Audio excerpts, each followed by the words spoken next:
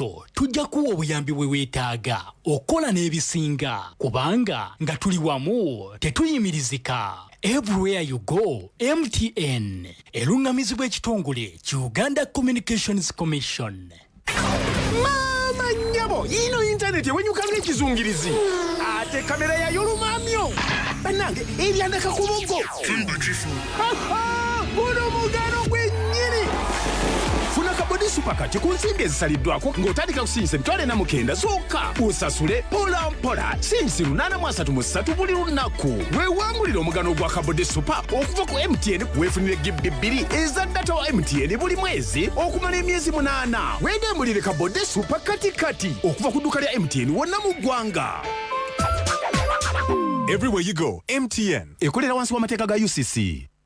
Kilohertz 4 kubanga tufaayo tuwuliriza tunoonyereza. Moi Mobutu Sese Seko Kukumbendu Wazabanga. Buli muntu. Then we met together with President Uhuru Kenyatta. Kikuyus and Luos are not enemies. It is politics that has divided them. Na buli nsonga. Anybody found is a spy, his case must be dealt with military tribunals. His case is the firing squad. Mubuli mbeera. I, Apollo Milton Obote, do solemnly swear. Uno litukutuusaako program. Alipoota namutayika. Ngere gyenfuga mu Uganda, speed yange erina amaanyi nnyo okusinga speed ya Obote. Buli lwa Sunday okuva ssaawa 4 paka 6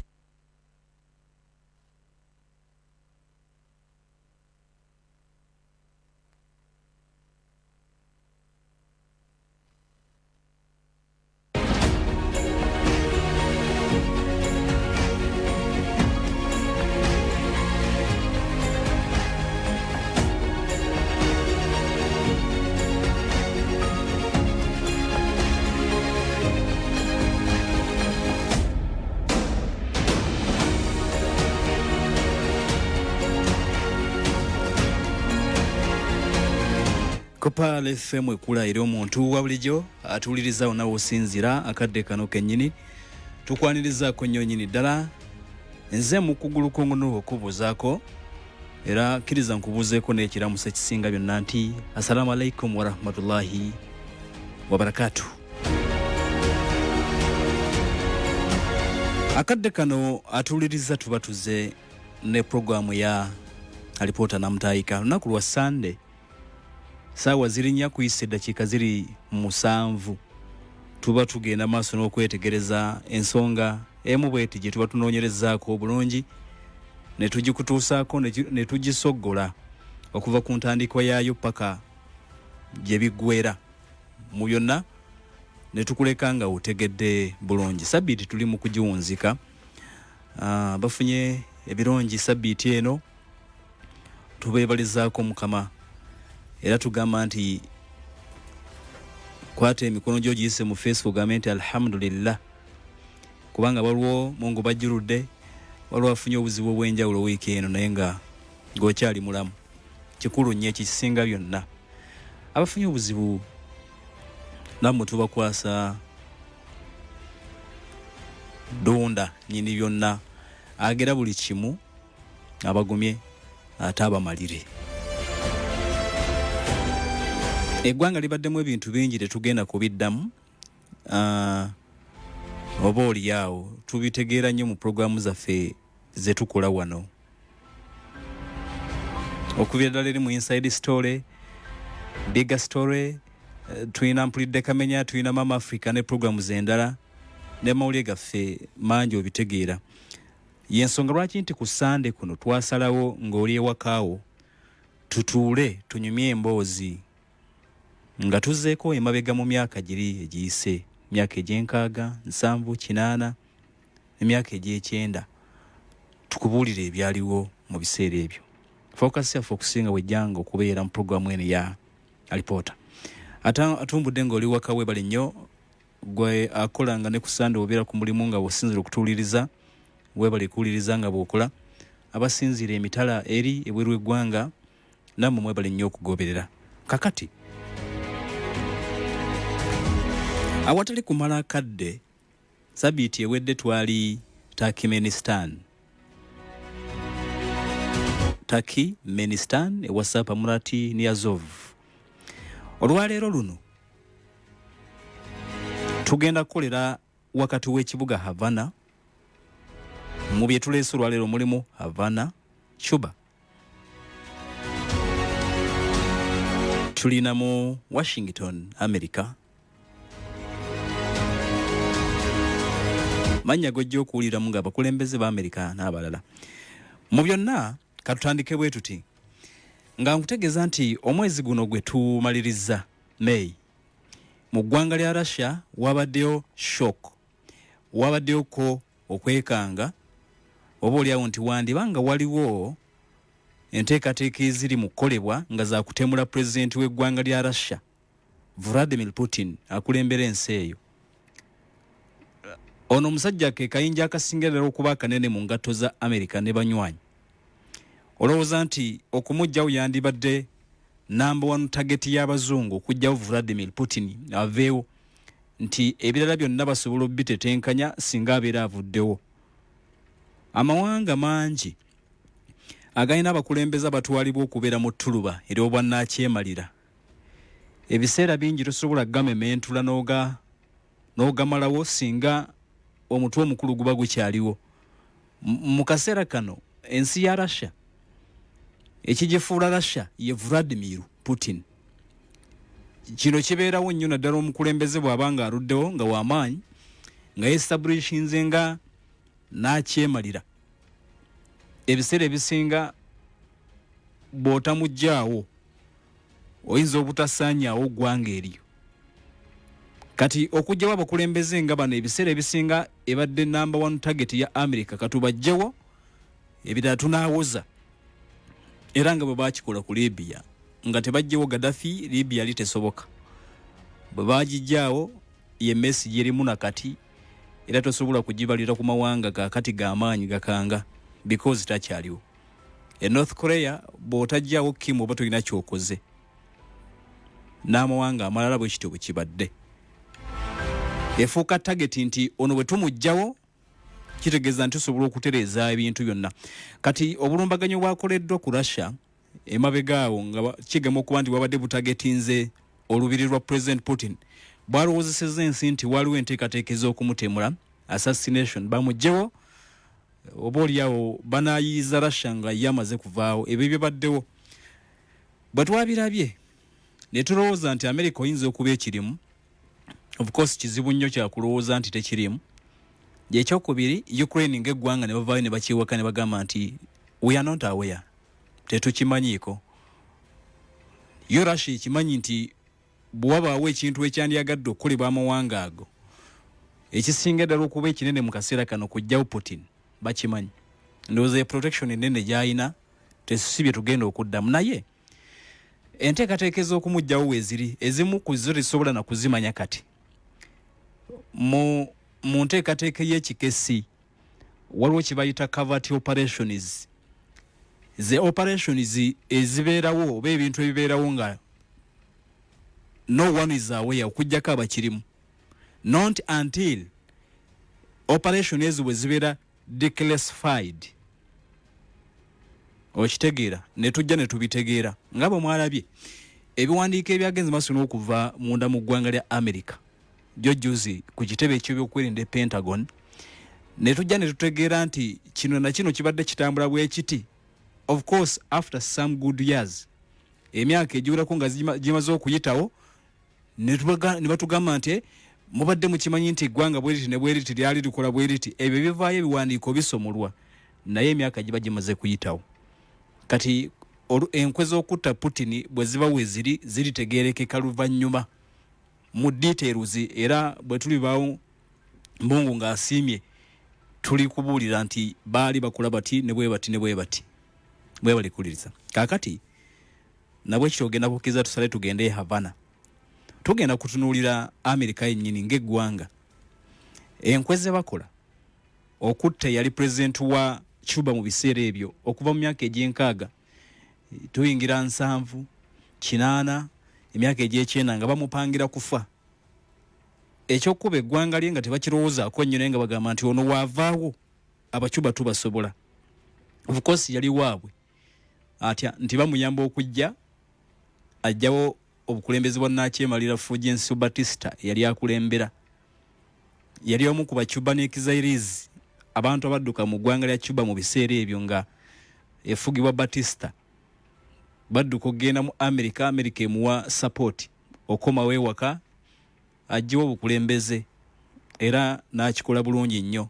Kyokka soon afterwards nga yakamaliriza bwe bati okufuna obukulembeze Fidel Castro yalagirawo nti ye ali tiimu eno y'abakomunisiti abalala abaali bakulembera mu biseera ebyo Russia n'abalala n'ava ku sayidi y'aba America ba capitalist kanti no kati nze nyina kudde eno empalana n'etandika era nga America tebasobola kumuleka baali bamuyinako obukyayi bungi nti baali bamuyambye n'abeefuulira n'abagoba ne mu ggwanga lye nga tebayinza kumuleka. Olaba bawolana gubataayamba ne bamuteekako embeera paka kumusuula naye ate ono gwe baali bayambyeko nga tebasobola kukkiriza. Kale nno America etandika okukola enkwe empitirivu obungi okujjawo Fidel Castro. Bakola enkwe ezisoba mu 600 okumutta. Kati awo tugenda okutambula olunaku olwaleero nga bwe tulowooza nti Putin bazimukolereza okumutta naye si gwe mulundi ogusoose mu byafaayo by'ensi. Baakolako enkwe ezisoba mu 600 okutta yali omukulembeze w'eggwanga lya Cuba Fidel Castro newankubadde enkwe zonna zaagwa mu butaka era yafa bibye jjojuzi mwaka gwabadde gwa 2016. Kakati nno katusooke tujjewo obubaka buno bwe tukomawo tusimbulire ddala tulabe ki ekyali e Havana okuviira ddala mu myaka egy'enkaaga. Mama nyabo ino internet ewenyuka ng'ekizungirizi ate kamera yayo lumamyo bannange eryandaka ku buggo guno mugano gwennyini. Funa kabodi supakati ku nsimbi ezisaliddwako ng'otandika kusinza $49 zokka osasule mpola mpola sinzi $833 buli lunaku. Weewangulira omugano gwa kabodi supa okuva ku MTN weefunire gig 2 eza data wa MTN buli mwezi okumala emyezi 8. Weegemulire kabodi supa kati okuva ku dduuka lya MTN wonna mu ggwanga. Everywhere you go, MTN ekolera wansi w'amateeka ga UCC. Gwe mukubo naawe kati ate nengero ono ekkubo olizibye. Obudde bunkutte kati ate laba noono ng'okozesa MTN Momo osobola okuwona akavuyo n'edduka w'okuzza abaana ku ssomero weewala akalipagano k'ebidduka ennyiriri empanvu n'okuzunga ng'osasula school fees. Nyiga *655*8 noti hashi oba kozesa Momo app okusasula fees mu ngeri ennyangu eyeesigika ate ey'omulembe. MTN enkola n'obukwakulizo bigobererwa. MTN Mobile Money erungamizibwa banka enkulu eya Uganda. Nze Wumalu omukinjaja asinga mu kibuga osobola okumpita original meatman oba cowboy nga nkozesa MTN nfuna obuwagizi bwe neetaaga okukuza bucha yange. Kati abantu bonna mu kibuga enjala bwe baluma bakubira omusajja omu asistanti wange kati alina oda 2 ze nnina okukolako.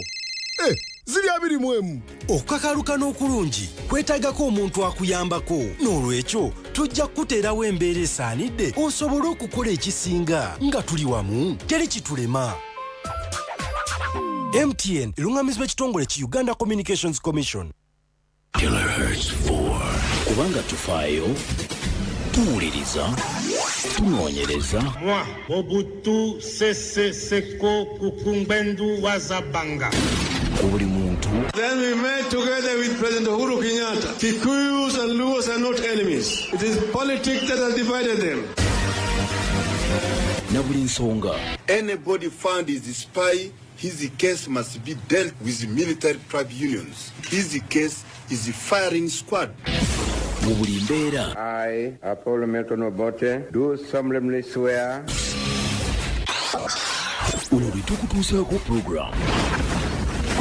Alipota namutayika. Ngere jenfuga mu Uganda speed yange erina amaanyi nnyo okusinga speed ya bote. Buli lwa Sunday okuva ssaawa 4 paka mukaaga.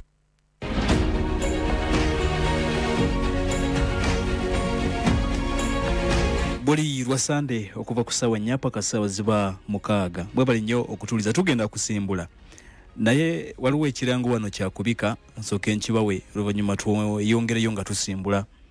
Abenju y'omugenzi Hajji Amiri Kayizi mu Kiswa Bugoloobi babika okufa kwa Waswa Maki abadde abeera e Bugoloobi mu Kiswa. Bakutegeeza nti wakuziikibwa olunaku olwaleero wali e Kawempe Ttula okumpi n'ekkanisa y'abalokole ku ssaawa zigenda kubeera 10 eza kawungeezi. Inna lillahi wa inna ilaihi rajiun. Kale ne babikira abooluganda abako n'ab'emikwano era bakusaba awulidde otegeeze ku mulala bw'otyo.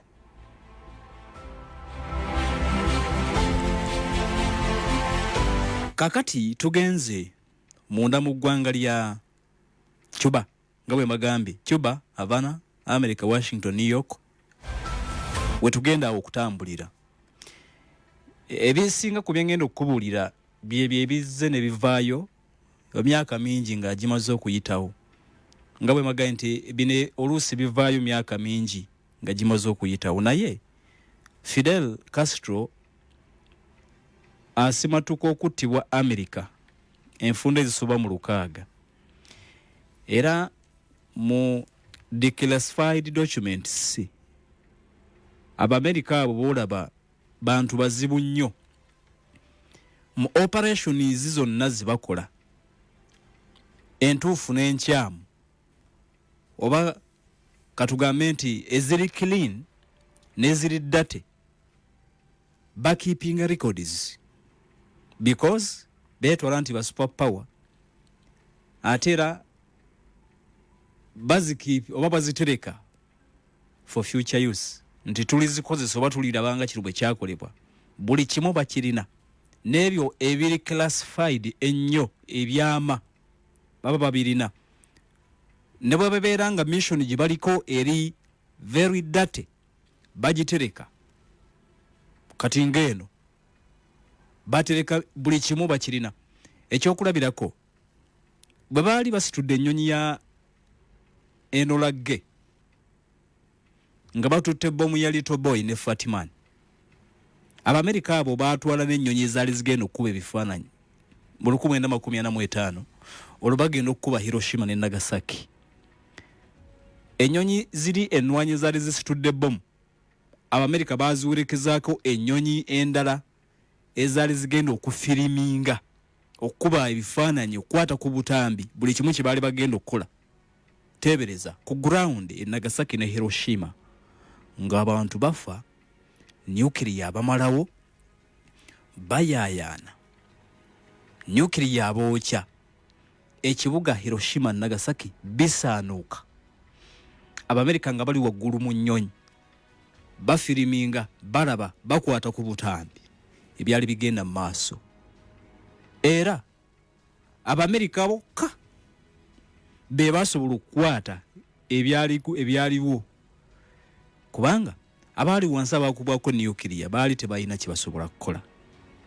Kati bo bafiriminga era bw'ogenda mu akayivuzi zaabwe e Pentagon babirina bagamba ensi tekubwangako nukiriya, ffe twali tukikoze fekka era tukirina kiikino twakikola bwe tuti ne bwe tuti ne bwe tuti. N'ennyonyi ezo ezaakola effujjo ku Bajapani ojja kwesanga nga baazitereka nga bazirina mu zi museum zaabwe nga baazitereka beba Amerika.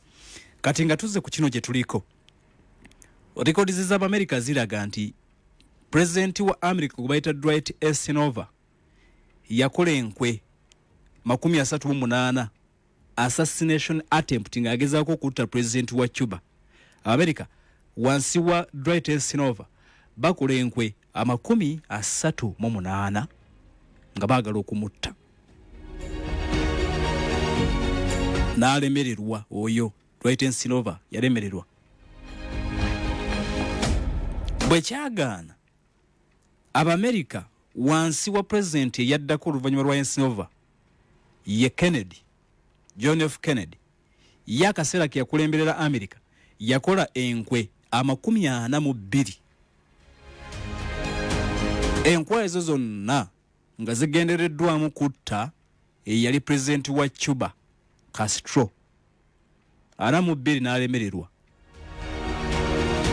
n'avaawo.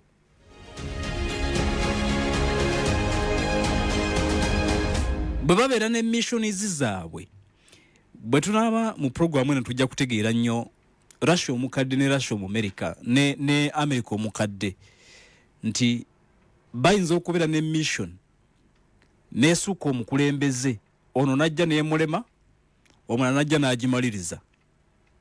Okitegeera ekyokulabirako ekyangu kye nnyinza okubawa nti mu Operation Desert Storm kyali ku pepa byali mu biwandiiko, bagenda Iraq mu Operation Desert Storm, bagenda mu Iraq ekibatutte Iraq kukuba Saddam Hussein bamujje Kuwait.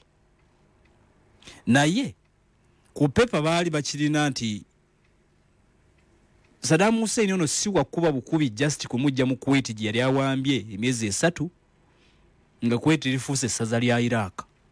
Ku pepa si kye kyaliko kyokka, kyali kinene.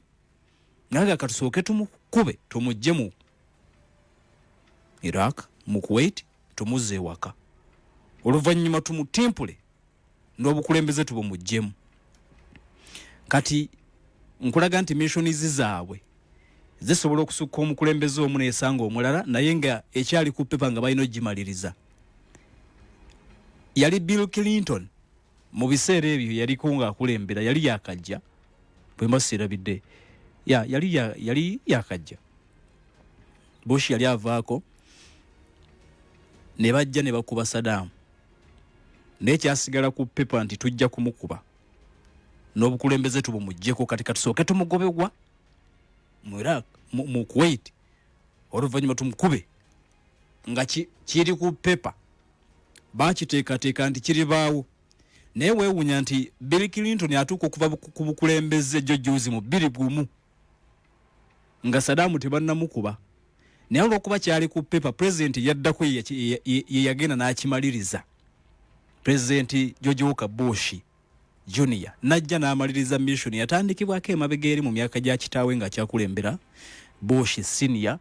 Awo Iran nga erwanagana ne Iraq, bakubagana oluno America ali ku side ya Iraq, tukubire Iran.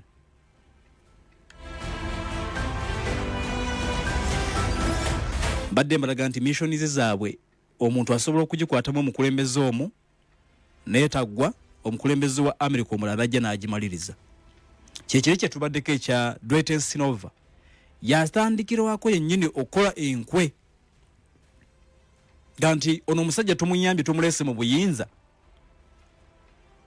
tumuwadde buli kimu, ate atwefuulidde asobola atya?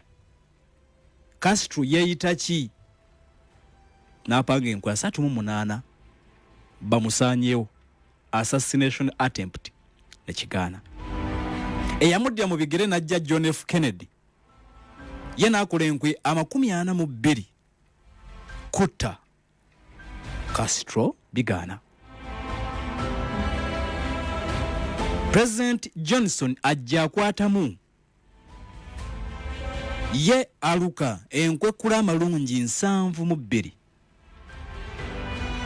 kutta.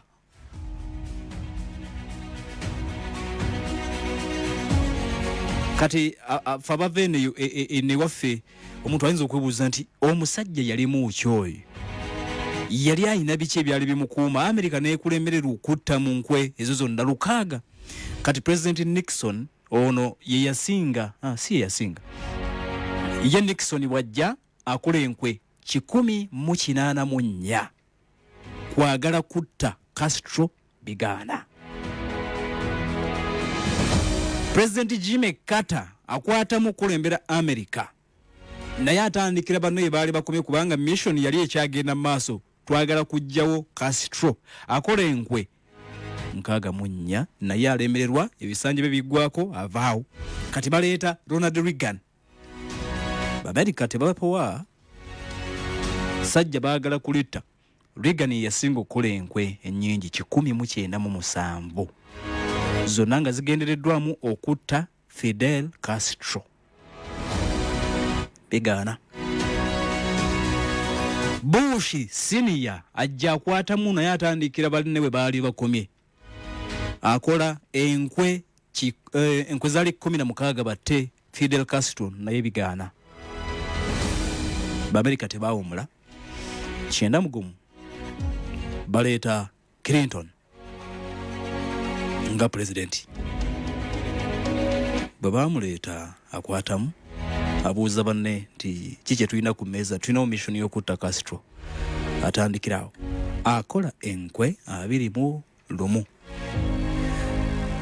alemererwa. Tuli mu program ALIPOOTA na Mutaika wena atumbudde tukomawo.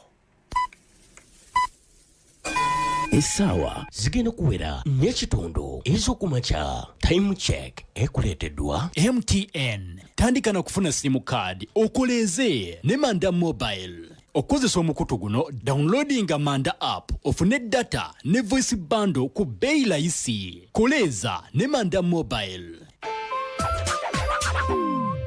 Abana okudda ku masomero si kyakudda mu stress. Ennyiriri empanvu mu banka n'okulinda obudde obuwanvu ebyo byakoma dda. Kati osobola okusasula ebisale by'essomero by'omwana wo ng'okozesa school pay ku Trust Mobile oba kuba agenti bafa ba chap wonna w'obasanga. Ng'oyagala okuyiga okozesa enkola eno tukubireko ku noti 8 noti 22 noti 5 noti oba ogoberere n'okutuweereza obubaka ku mikutu gyaffe egya social media ku Facebook, Twitter, okumanya ebisingawo. Finance Trust Bank, putting women first. Finance Trust Bank ekubirizibwa banki enkulu eya Uganda. Era nga sente z'oteekayo zikuumibwa Deposit Protection Fund of Uganda okutuukira ddala ku miliyoni 10.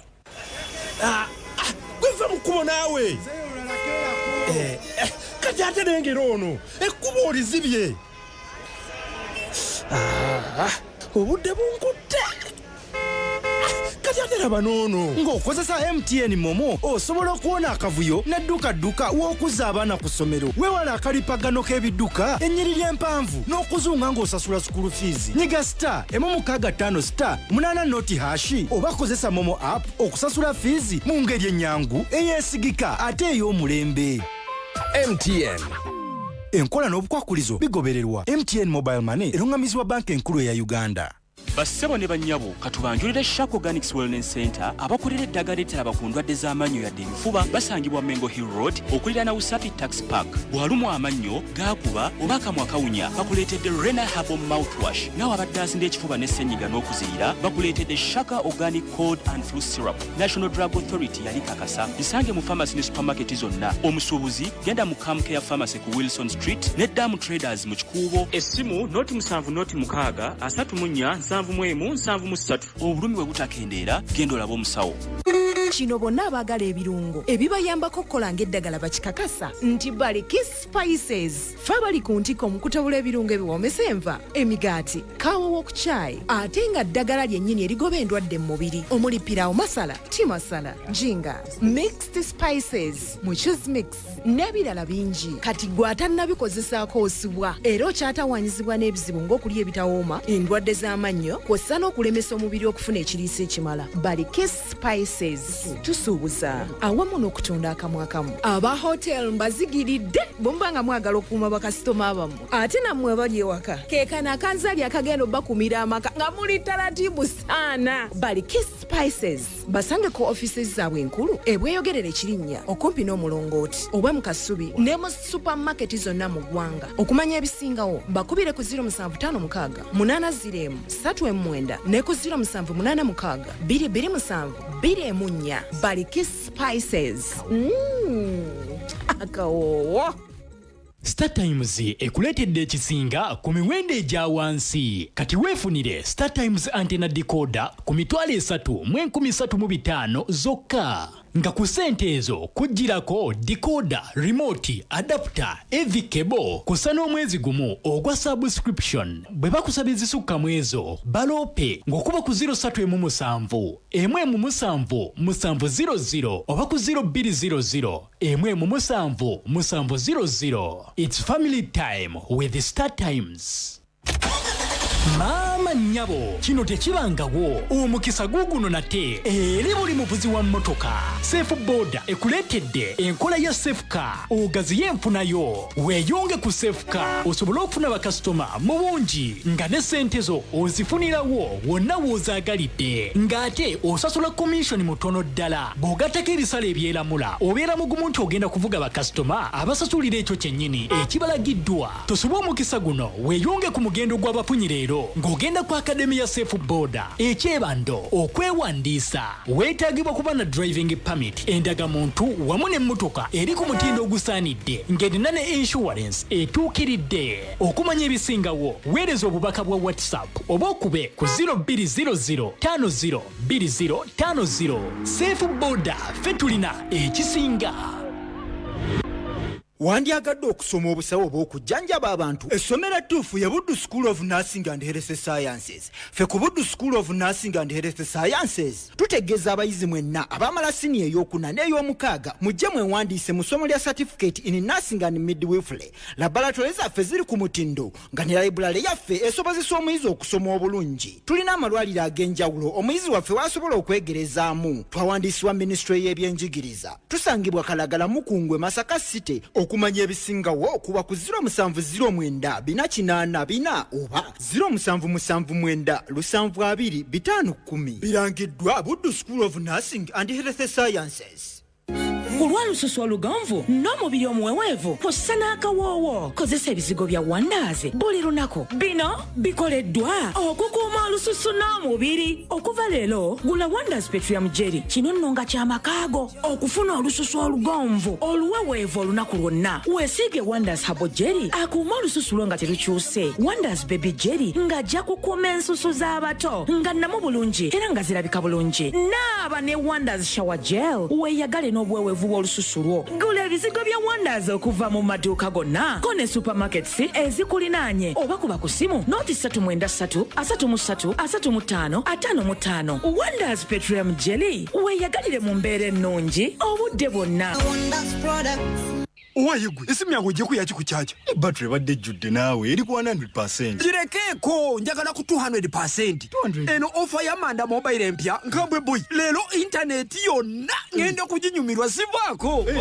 Koleza gula sim card ya Manda Mobile ku 2000 zokka. Ejjirako MBs ez'obwerere, eddakiika ez'obwerere, SMS ez'obwerere ne momo obwerere. Osobola n'okufuna bando ya GB 2 okumala wiiki ku 5000 zokka. Okukozesa line ye ya Manda Mobile nyiga *149# oba genda ku Manda app. Manda Mobile koleza ekolera wansi w'amateeka ga UCC. Kilohertz 4 kubanga tufaayo tuwuliriza tunoonyereza. Moi Mobutu Sese Seko Kukumbendo Wazabanga. Buli muntu. Then we met together with President Uhuru Kenyatta. Kikuyus and Luos are not enemies. It is politics that has divided them. Na buli nsonga. Anybody found is a spy, his case must be dealt with military tribunals. His case is a firing squad. Mu buli mbeera. I, Apollo Milton Obote, do solemnly swear. Uno litukutuusaako program. Alipoota namutayika. Ngere gyenfuga mu Uganda, speed yange erina amaanyi nnyo okusinga speed ya Obote. Buli lwa Sunday okuva essaawa 4 paka 6.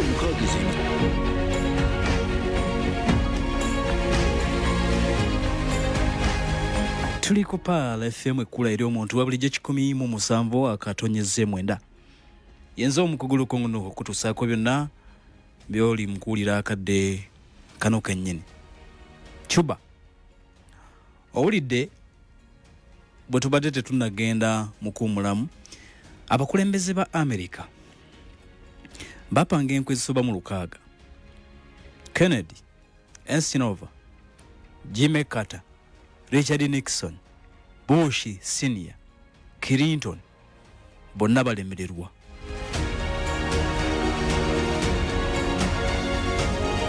Abamerika nga bwe bagambye nti bakitandikirawo mangu nnyo. Enkwe zaakolebwa oluvannyuma emyaka nga gigenderedde nga Castro akulembera, naye batandikirawo immediately. Era enkwe zaasinga okuba ennyingi zo ze baakula nga yakeekyanga. Ekyasinga okuluma Abamerika ono kwagala kulaga nti ajja kulagana n'Abarasha ng'ate si be baamuyambako mu kujja mu buyinza. Eggwanga yali nationalizing nti fine Abamerika mutuyambye, mwebale nnyo mwebalire dda temujja ng'oku, naye kati nga bwe mututuusiza mu ntebe muli baddembe okuddayo ewammwe.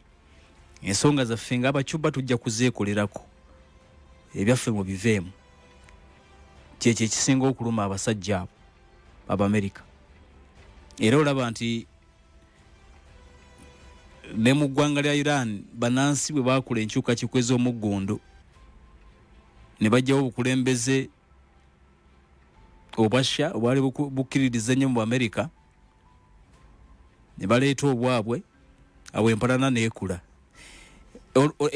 Emirundi egimu Amerika eri very funny nti empalana bwe yakula, kubanga Amerika bw'aba takulwanyisiza mu ngeri eri direct era asobola okukulwanyisa, nti ate kati badda ku sayidi ya Saddam Hussein. Era ne bamaze bafuumuula ne bakozesa Saddam akube Iran, era ne babaako ne support gye baamuwa mu kulwanagana na Iran emyaka 18. Kati ate Saddam bwe bamala omukozesa akube Iran bamuwadde support gye baamuwa. Musajja wattu n'okwewola ssente azeewoza asobole okulwana olutalo, yeewoze ssente z'amafuta ga Kuwait babamugamba okusasula, ate Saddam neyekyanga. Kati atawo n'afallinga out n'Abamerika ne bagenda ate bamulwanyisa. Nti Amerika bw'obeera osazeewo okubeera kyaliwe, making sure nti ojja kuba kyaliwe ebbanga lyonna, bwe weekyanga ng'akuyiiyiza. Anyway, si gye tuli eyo, tubadde ku nkwe zino. Kyabaluma nnyo era batandikirawo. Okusinziira ku director wa CIA mu biseera ebyo, baali bamuyita Richard Helms mu biseera bya Kennedy akulembera America, agamba nti bafuna pressure ey'amaanyi. Obukulembeze bwa Kennedy bubateekako pressure bugamba nti please get rid of Castro, tulina okumugjawo. Era nti aba CIA baali balina okumakinga sure nti bakola basanse mukama waabwe president mu biseera ebyo John F. Kennedy. Era CIA nga bamaze okuba nti bagiragira, obukulembeze bwa America nga bumaze okulaga nti bwali tebwetaaga Fidel Castro, batandika. Era initially mu kusooka okutta Castro baakuteeka mu phases 5. Ebitongole bya America bisatu biweebwa omulimu kula amalungi omunene ddala ogw'okugyawo Fidel Castro nga bukyali, kubanga bakimanyi nti omukulembeze gyakoma okulwawo ebyaddala gyakoma okwenyweza. Engeri gy'ogenda okugyawo omukulembeze amazeewo emyaka 5 si engeri gy'ojjawo amazeewo emyaka 3. Munda mu ggwanga lya DR Congo oyinza okuba osobola okugyawo President Sekedi myaka enabuna bwegiti nga akulembera, akiyinza okwanguwamu, naye si engeri gy'osobola okugyawo President Kagame. Ekyo kyakulabirako kirungi kyembawadde nti oli oyinza okusobola. Bakimanyi nti omukulembeze gyakoma okulwawo, gyakoma okwenyweza ebyaddala. Kati CIA bajiwa order bagigamba nti mangu nnyo mu making sure nti mumugjawo nga tanenyweza, ajja kutuuka abalemerere, omuntu mumulindirize nnyo abalemerera. Ne mukola buli kimu naye ng'omuti gwakula yasimba emirandira takyasoboka. Era mugenda okudda eno nga olugira nga mukwata mikono nga mugiwanika erimu nga mugamba Mungu tumukwasiza atulemi.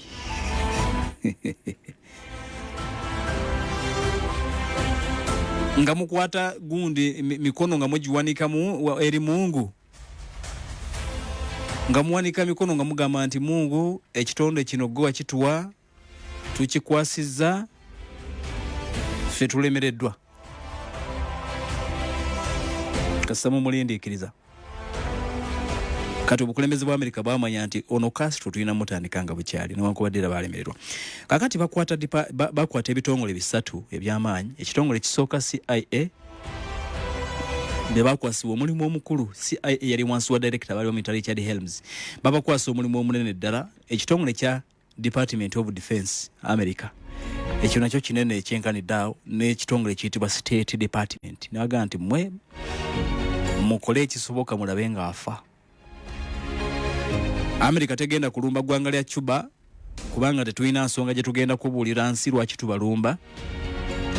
Ne kale mukole covertly mutuyambe mumugjewo afe. America nge mwagala mufu Fidel. Kati director ono Richard Helms bino byonna abinyumya luvannyuma agamba nti batandika okukola Enkwe okuva mu August mwaka 2016. Fezi yasooka baagala okujjawo essajja wakati wa August 2016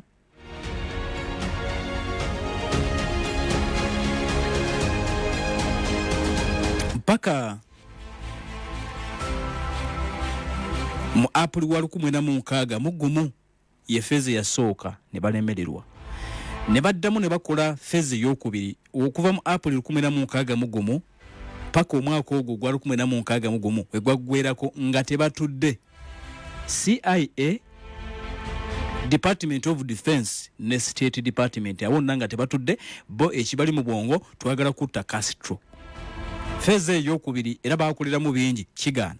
Kakati okuva mu 2016 mugumu paka omwaka gwa 2062 nga guggwako eyali fezi ya kusatu kigaana.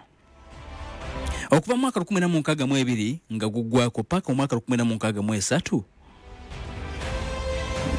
era kigaana.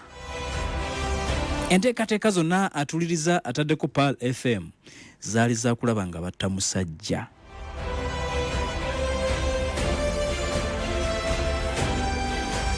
Okumutta oba to end his political career in other ways.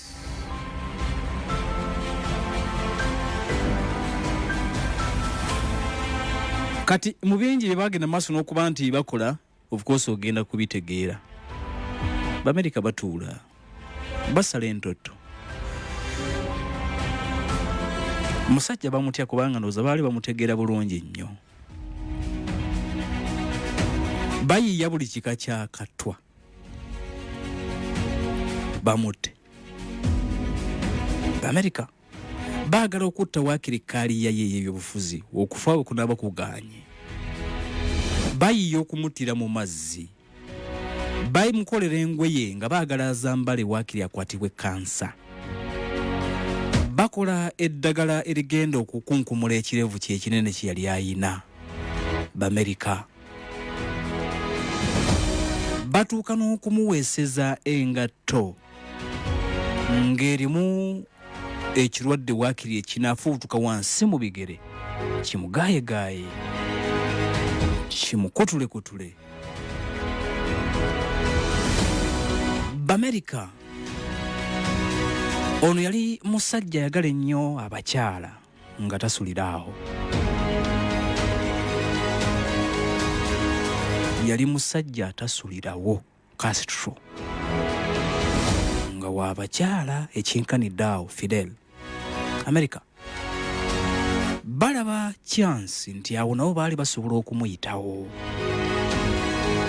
Tengere gyagala ennyo abakyala tusobola okumutega akakyala oba waakiri mu bakyala abangi baalina tufuneyo omu atuyamba amumalirize.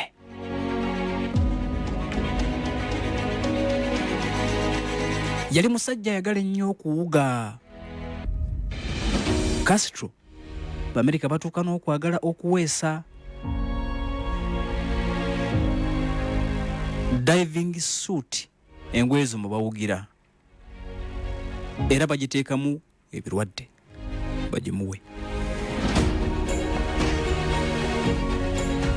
Ebyo byonna mukwano gwaffe atuuliriza bigaana kati ngenda kunnyonnyola mu maaso of course kimu ku kimu n'engeri gye baali bakikoze ne kati ambadde ngutemeratemeramu owulire ebimu ku bibaateekateeka.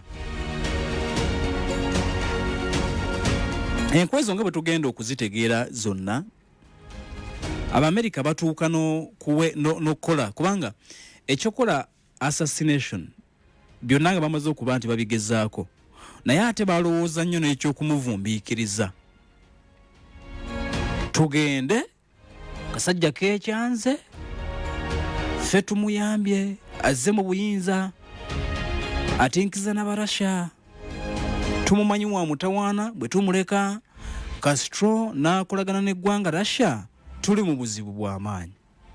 B'Amerika baali bakimanyi era nga bakitegeera bulungi nnyo nti eggwanga lino eriyitibwa Cuba lyali very strategic eri eggwanga lya Russia in case of any escalation between the US n'Abarasha nti singa Russia alituuka akaseera na kyankalana n'Omumerika nga waliwo ekyetaagisa oba nga bagenda kulwana nti ono eggwanga lino libasemberedde ayinza okulikozesa nga base Omurasha. Amerika kitya nnyo zenkwe empitirivu ennyo zakola era mu nkwezo mwalimu ne operation gye batongoza oba invasion bagamba nti kakati katumulumbe ffeffe nnyini tumuyambako nga tannafuuka president. Abamerika be bagamba engeri gye twamuyamba tannafuuka president wa Cuba ne tumutwala ewaka ne ba exiles abalala ne tujja Fulgencio Batista. We can do it again and again. B'Amerika bali mu CIA, State Department, Department of Defense bagamba no kakati nga bwe twamutwala naffe katufuna abalala betutwala batongoza kye baatuuma Bay of Pigs invasion. Amerika tatudde omusajja bawulira abajijiira batongoza Bay of Pigs invasion akatumulumbe. Mu ggwanga lya Cuba waliyo omwalo gubayita Bay of Pigs mubaguyita kakati ne bagamba nti katulumbe tugenda kutuukira awo. Mission yaabwe yali yakutuukira ku mwalo ogwo gubayita Bay of Pigs kyobola bagiyita Bay of Pigs invasion bagikola guli maserengeta g'eggwanga lya Cuba 1961. America asooka kuŋŋaanya Bacuba balala abaali mu America bagamba nti gwe twasooka okusindika yatereza ebintu atwekyangiddeko kati nammwe muzambale era abatendeka n'okubawa ebikola n'okubawa ssente balumba. Bay of Pigs invasion olumu bakiyita invasion de Bahia de Cochinos. Eno invasion gye baali bagenze balumbye B'Amerika balumba bali wamu ne ba exiles be bakulembedde kati nga bamulaba wano Nyerere bwakuŋŋaanya bamwami Museveni mu ggye lyabwe lye baali balina erya Fronase tugende wakatulumba Amini tumuggyeko.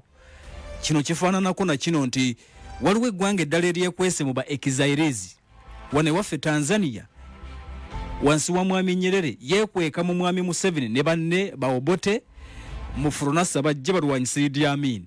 Kati kyekyokulabirako ekirungi kyenkuwadde nti ye Amerika yeekweka mu ba exiles awo Abacuba baali basigadde eri abakolamu omulimu abagamba nti tugende sajja tulijjeko ate ffe twalitwala mu buyinza nammwe tugenda kubawa ekiko buli kyonna kimwetaaga tulumbe.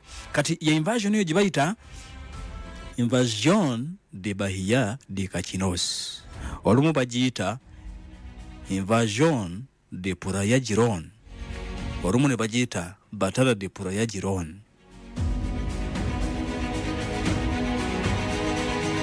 It was a failed military landing operation. Nakyo kyagaana basajja ba Fidel Castro baali bamaze okwenyweza era munnange bigenda okuggwanga ekiganye Amerika kyagirya. John F. Kennedy yali akulembera mu biseera ebyo. Operation agikwasa Robert McNamara, Maxwell D. Taylor ne Charles Cabell ng'abaduumizi bayambeko abaana bana abacuba babatwale. Essajja balijjo balita balitte. Fidel Castro nga yenywezezza ebyaddala nga komanda Fidel Castro lose. Ayina musajja w'enkwatanga ogubali bayita Che Guevara we bali awo. Abasajja nga Juan Bosque, Ramiro Valdez ne muganda we yakirimu yesali musale w'ebiseera ebyo eri mu Cuba nga bwolaba mwami Kaguta wano yali akinyenye nnyo mu biseera by'olutalo lw'eruweero naye nga muganda gwe bayita Salemu Sali omu ku baali basinga okuba abazibu ennyo bakomanda mu lutalo lw'ensiko. Kati Fidel bamulumba. Muganda gwe bayita Raul Castro yali wa mutawaana nnyo agamba nti twerwaneko batutwala. Raul era teweewuunya jjo juzi bwe yava ku bukulembeze yateekawo Raul n'amugamba nti nkwatirako muto wange nkwatirako. Kale mutowe Raul Castro naye yamuteekamu mu bakomanda baamuyambako Eloy Guterres ne mukwano gw'omulala Carlos Frankui bafaafagana n'Omumerika.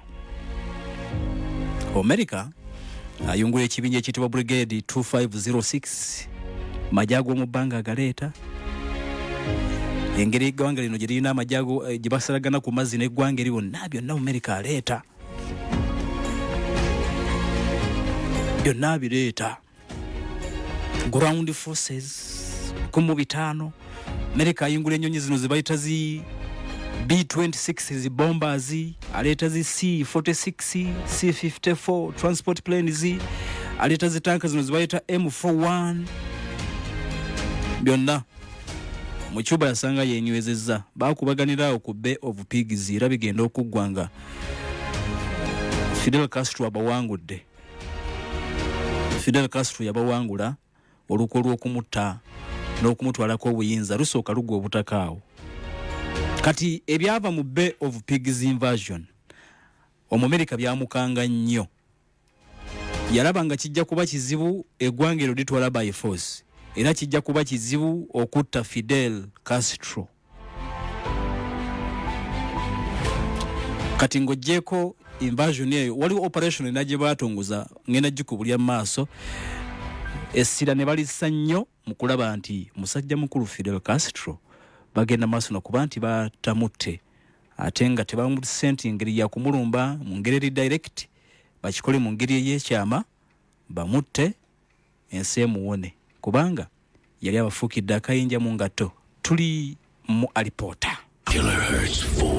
Kubanga tufaayo tuwuliriza tunoonyereza. Moi Mobutu Sese Seko Kukumbwendu Wazabanga. Buli muntu. Then we met together with President Uhuru Kenyatta. Kikuyus and Luos are not enemies. It is politics that has divided them. Na buli nsonga. Anybody found is a spy, his case must be dealt with military tribunals. His case is a firing squad.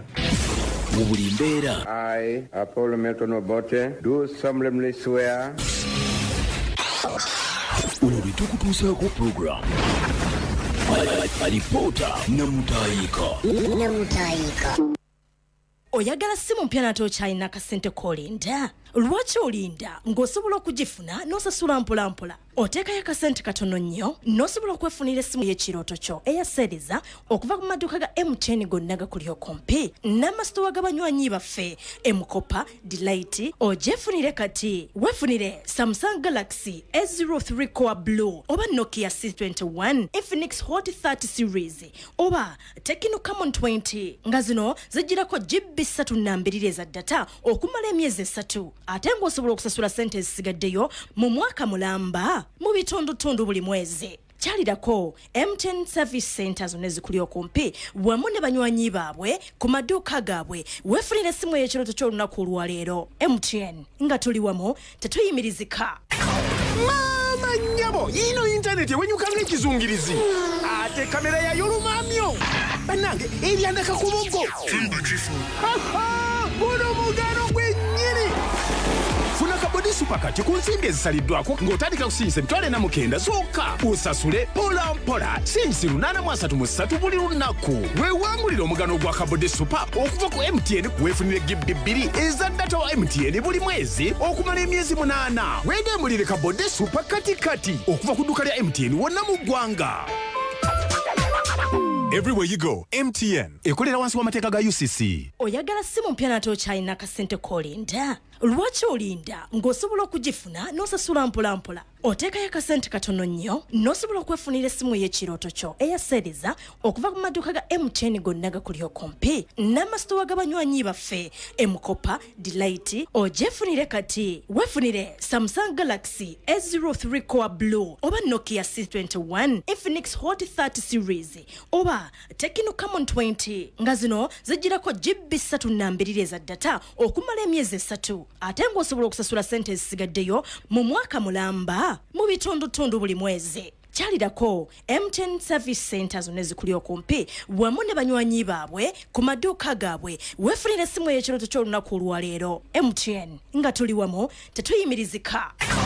Mama nyabo yino internet ewenyuka ng'ekizungirizi ate kamera yayo lumamyo bannange eryandaka ku buggo. Guno mugano gwennyini.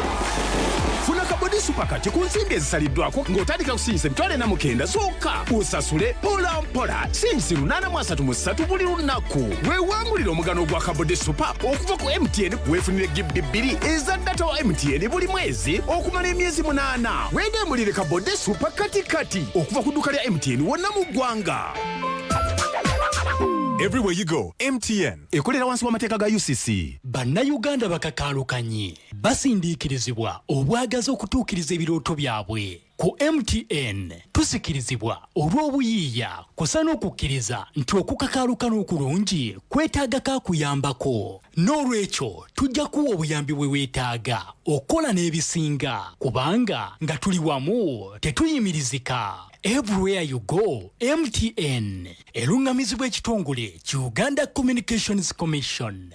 City Oil Dubai Desert Challenge ekomyewo nate. Kola service y'ekidduka kyo ku matabi ga City Oil wonna wogasanga weewangulire olugendo okugenda ke Dubai nga lusasuddwa ebiro 4 n'ennaku 3 mu 5-star hotel. Era nga tutandika akalulu kano mu nnaku z'omwezi 6 February era nga tukakomekkereza ennaku z'omwezi 6 omwezi ogw'omunaana 2023. Abawanguzi 3 be bajja sunsulwa mu buli mwezi, 2 ab'emmotoka z'obuyonjo ate ng'omu wa taxi. Abawanguzi bajja sunsulwa mu maaso g'abannamawulire buli mwezi. Kola service y'ekidduka ky'olunaku olwaleero ne City Oil. Enkola n'obukwakkulizo bigobererwa.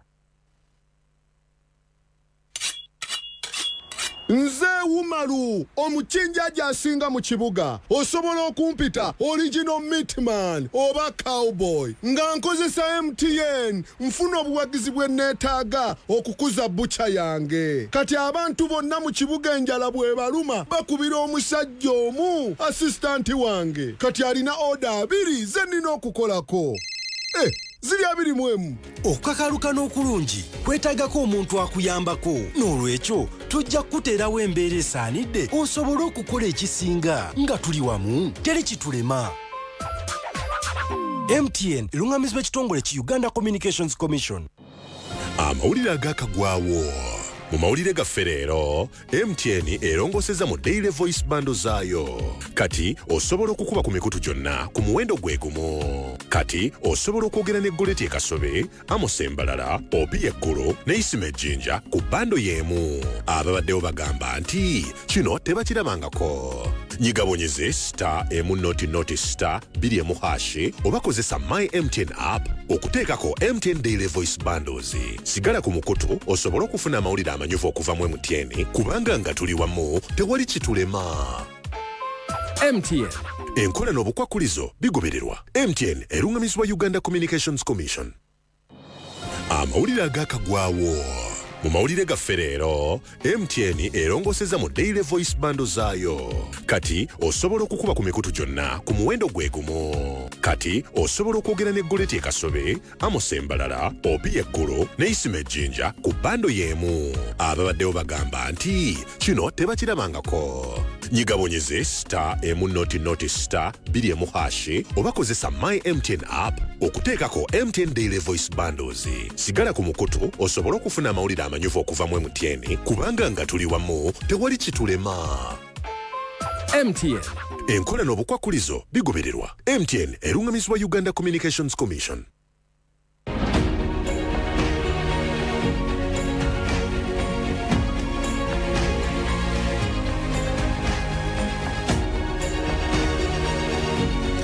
Atuliriza kwaniriza mu ssaawa yaffe ey'okubiri tuli mu programu alipoota namutaayikana ku lwa Sande 17 akatonyeze 9 pale FM ekkula eri omuntu wa bulijjo nenkwebazaako wenna mukwano gwaffe aliwo oli nga otumbudde akaseera kano kennyini tugamba nti weebale nnyo weebalire ddala nengedde wano Kimbo Alex wali kutango hardware na bingo weebale kuwuliriza n'abalala mwenna abataddeko nawe muli akaseera kano mwebale nnyo mwebalire ddala. Macgas Uganda tukujjukiza Macgas toddamu kubonaabona na sigiri ng'ofumba kwesa Macgas ono akekkereza ebitundu 5 bisatu ku buli 100 ku manda g'obadde okozesa nga bw'otaasa obutonde. Macgas wa bbeeyi nsaamusaamu muyonjo tafuumuka era akwanguyiza emirimu ali mu buzito bwa kilograms 612.50 songa okuddamu okujjuza refilling kwa bbeeyi nnungi. Amwetaaze oba yeetaaga okujjuza refilling basobola okusanga wonna wooli. Bakubira essimu noti 759 804 476 noti 759 804 476 oba noti 771 826 454 ye Macgas bagamba nti ke kaseera tuve komanda webale kuliriza.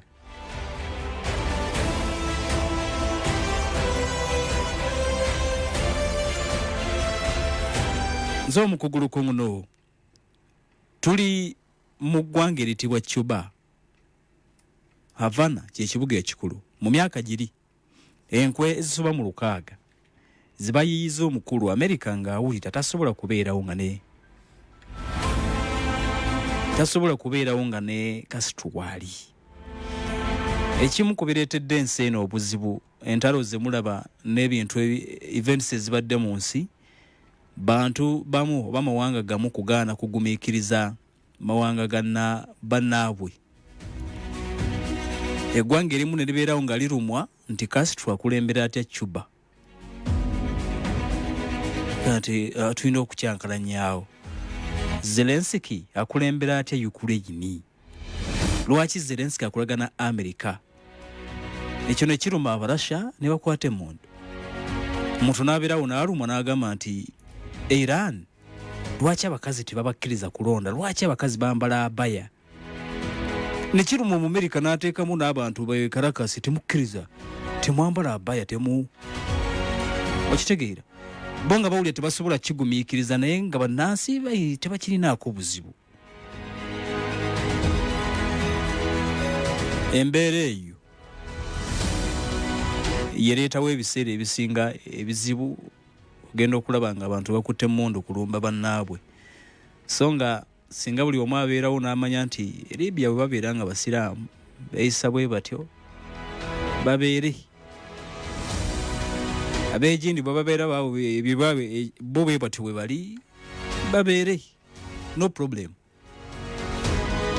Uganda bwe babeera tebakkiririza mu bisiyaga nga tebabyagala it is okay. Naye bw'olaga nti obyagala kati olwoba ofuuse mulabe era nga bakuyiyiza nga bakuteekako natti nga kati ensi bwetyo ebizibu byebadde efuna lw'abantu butagumiikiriza bannaabwe. Tolerance.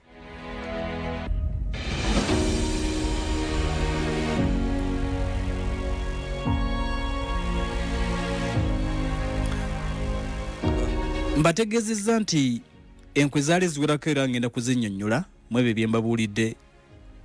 Naye Castro yatuuka ekiseera nga America waakiri baagala badamejinge his public image ekifaananyi kye bwe yali alabika mu ndabika. Tebereza enkwe za Amerika zino zonna 6 ezisoba mu 6 ezimu zagendererwamu waakiri bwe tuba tetumujje mu buyinza bw'atulemerera tumutte, waakiri bwe tuba tetumusse tumuswaze, waakiri kubanga baatuuka ekiseera mu studio za radio emu yali alina okwogerera ne bateekamu nga baagala radio nga boolaba wendi wano mu studio za Pal FM nga baagala bateekemu light ezo nga zigenda kukosa ettala ze baali baagala omutega mu studio nga zisobola okukosa olususu lwe. Kale katugambe nti nga bazitaddemu obutwa, ettala eyo nga omuntu bw'abeera exposed ku yo, bw'oba ng'oli exposed ku yo ekuleetera ebirowoozo ebirala, obwongo bukyuka. Ng'okyuka obwongo endowooza gy'obadde olowoozaamu n'ekyuka. Olaba bwe wagira mwami Museveni ng'obadde wagira Kyagulanyi ng'okyuse, ng'osanga n'abasajja balina tekinologi ng'ekukyusa ne emotion.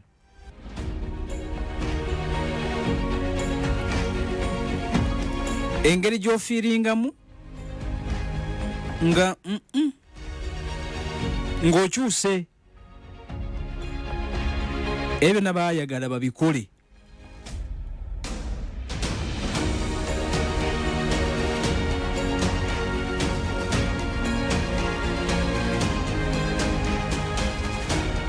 Kati ekyo nakyo kyagaana nkubuulira enkwe abasajja ze baakola.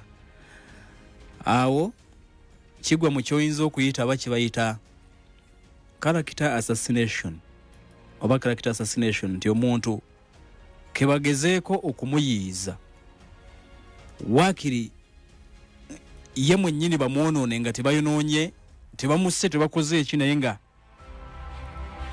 ekyokulabirako nti batuuka okuyiyiza ekirevu kye yali ayina ekinene.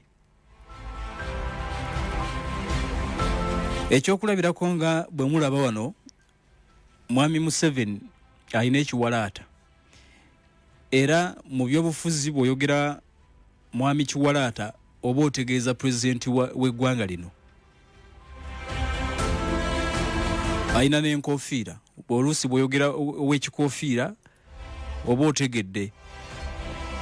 Kati Mungu yagenda n'amugerera ne wajjayo wakakofiira ye nga wakikofiira ne baagala ojjira. Abaana abamu ne bagamba nti wakakofiira ajja kujjawo w'ekikofiira, naye kitegeeza nti ekikofiira kino kyafuuka katukayite kabonero nti buli woolaba bw'ogenda okulonda ndooza listi mu kulonda okubaddewo wano mu Uganda, that is okuva mu 96 21 26 2016 ne 2021 bakandidate bozoolaba ku baloti yo gwabadde alonda. Ndooza sikakasa nti waliwo omulala yenna yali azze ku baloti nga ayina ekikofiira ku mutwe, kati mwami Museveni n'ekiwalaata. Kati eri munda mu ggwanga lya Cuba omwami oyo w'ekirevu yayatiikirira nnyo nga si mulala ye Fidel Castro yakulembera eggwanga eryo. Ekirevu ne kifuuka akabonero ke nga bw'oba oyagala kumwidentifyinga omwogerako ng'omusajja ow'ekirevu.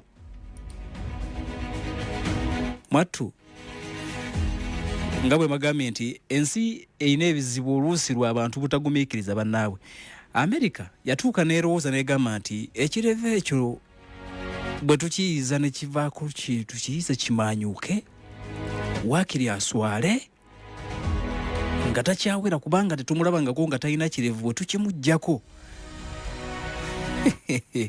CIA, State Department ne Department of Defense wakiri tuyiye akatwa nga ko kagenda kumanyula kirevu tukimujjeko tulabe kyanaddamu okwepanka nakyo tumutega amatala mu studio nga gabutwa akyuka ebirowoozo bwaba badde awoza tiimu Russia Soviet Union twatandike kwogera ffe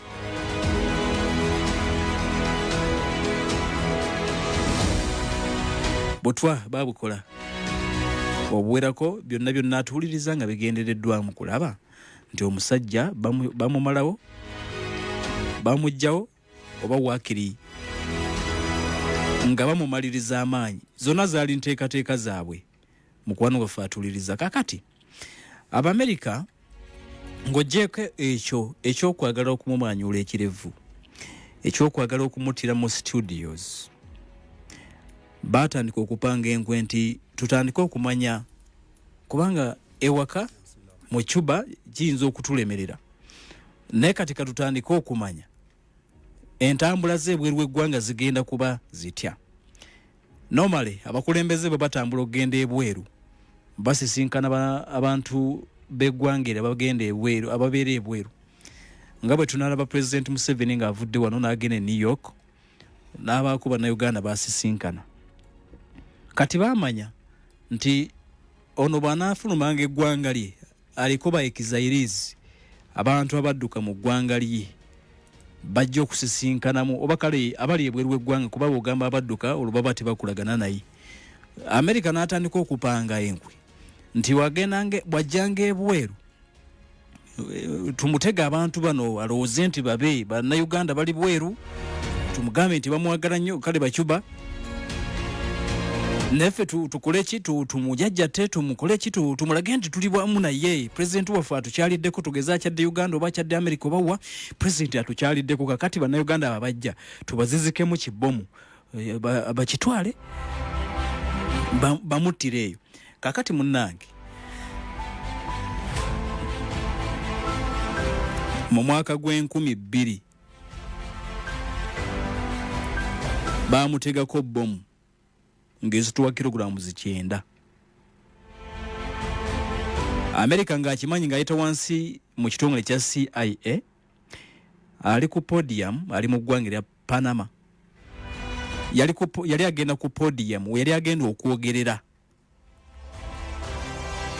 gavumenti ya Panama security yayo bagikubye ekimoni temanyi bakyaziza omukulembeze from another country that was Cuba Fidel Castro. America wansi wa CIA kubanga bakafulu mu bino bakukuta bajja ne bomu nga nzito kilogulamu 9 ali Panama agenda kwogera bagitega wansi wa podium. Eggwanga lya Panama teryategeera naye security team eya Castro yo yamanya baategeera nti emabega wa podium akatuuti kweri agenda okwogerera baali batezeeyo bomu nga si ya bulijjo nga nzito ezituwa kilogulamu 9. Teyayogera ku olwo ne bamugjawo ne bamutwala ne bamwongerayo olukwe n'alusimatuka ogwo gwali mwaka gwa jjajjuuzi 2000 awo nawo n'asimatuka Mungu ng'amubikako akasubi ebbanga lyonna. Castro lumu ono aba ayogerako baba mawuli bamubuuza nti naye olimu ki nabagambye nti singa yali wano Uganda mwandibadde mwebuuza nti aliko biki era bw'oba muganda bulungi oyinza okubuuza mandwa ki emutambulirako n'owuno okufa bw'otyo naye bw'oba musiraamu okkiriza nti Mungu aba tannasalawo obusazi. Kakati Castro lumu bamubuuza bamawulire nti naye kiki bagamba nti if surviving assassination attempts were an Olympic event, I would win the gold medal. singa okuwona okuttibwa yali Olympics gye bawangulira emidaali, singa okuwona okuttibwa surviving assassination attempts were an Olympic event, of course I would win the gold medal. Nandibadde nze nnyina omudaali nga gwa gold. Statement eyo gyakola yali agezaako okulaga nti ebyaddala yali asimatuse enfunda eziwerako nga naye akimanyi.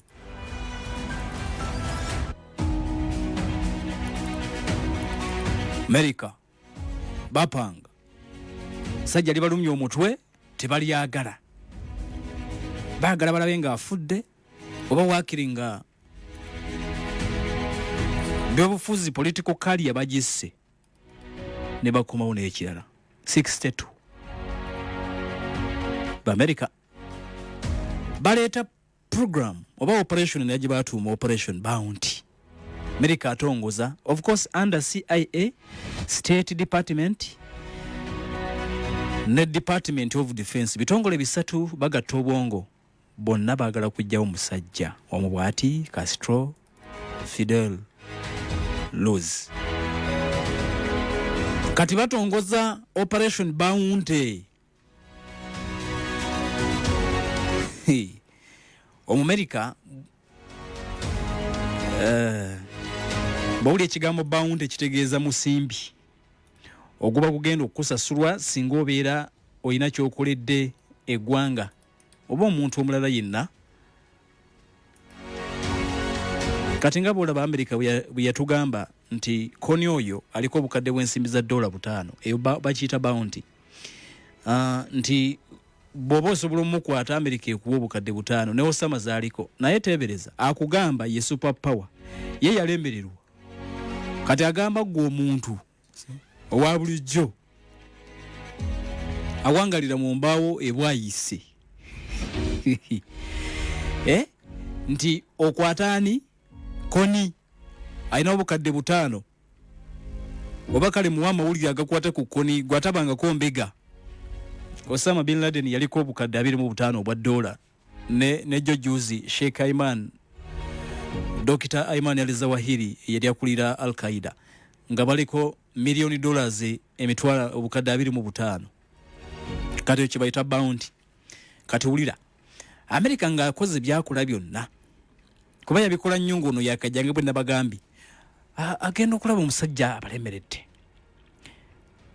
Bagezeza kukola Bay of Pigs invasion begaanyi bagamba tukoze tutya ne balowooza kubanga obukulembeze ewaka wansi wa President John F. Kennedy bo bagamba nti titwagala kumanya nsonga yonna, we want him dead oba out of power.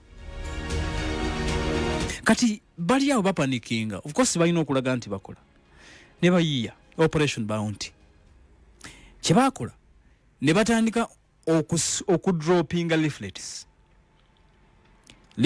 obupapula nga buliko message mu ggwanga lya Cuba. America akukuta asuula bu leaflets bupapula. Obupapula buno atuuliriza nga buliko this time round US was offering financial rewards. Bageza kuba nansu bagamba nti tulina mu ku ssente. We are the superpower. We have weapons and money, of course. Ebyokwansa ebigaana tukozese ku ssente. Omanye kibafuula ba superpower byakulwanyisa na ssente. Ebyo bibiri. Era nabagamba twali eri mu inside story ne bagamba nti America bwakulemererwa ne ssente nga kuba byo byabirina ate mu bungi ebyokulwanyisa birina mu bungi ne ssente azirina mu bungi. Kati asobola okukozesa ssente okuyisaawo ebiruubirirwa bye byonna nga takubye. America yoyo. Kyovola bagamba Uganda nti make sure nti oli ebisiyaga nkuwe ssente. Kyovola Biden yagambye nti tugenda kubajjako ssente zibadde ziyita mu pep fair. Aguwa wunawo wadde wetawo ssente za America tuge oganya kulya ebisiyaga. No money. Because ssente bagikozesanga ekyokulwanyisa kubanga bazirina. Kakati 1962 batongoza operation Bounty. Kakati ono tujja mujjawo na ssente. Bannansi b'eggwanga lya Cuba bakimanya nti baavu. Ne basuula obupapula nga buliko message egamba nti bannango oyenna anaatuyamba okutta President Castro agenda kufuna ssente wakati w'50,000 eza $, n'emitwalo $2. Anaatuttira ba informants anaasobola okikola mu tuyambe. Kati ba department heads mu government mujja kufuna mitwalo 970. Ba foreign communist abali bawangali munda mu ggwange. Kati bwobanga oli mu government munda ya Castro unaatuyambako okumujjawo ogenda kufuna akakadde ka $. Ulira America babanga lukwe baagala kujjawo musajja. Operation bazikoze Operation Mongoose, Bay of Pigs invasion ganyi bateekawo amaja sente. This is funny. Castro bamuteekako naye bamuteerawo sente baga nti ate gwe Castro bw'oba osobola tuyamba ne wejjawo